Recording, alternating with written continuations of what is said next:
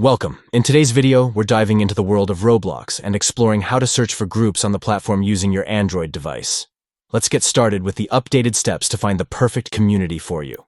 First, open the Roblox app on your Android device. Once you're in the app, look for the three dots located at the bottom right corner of your screen.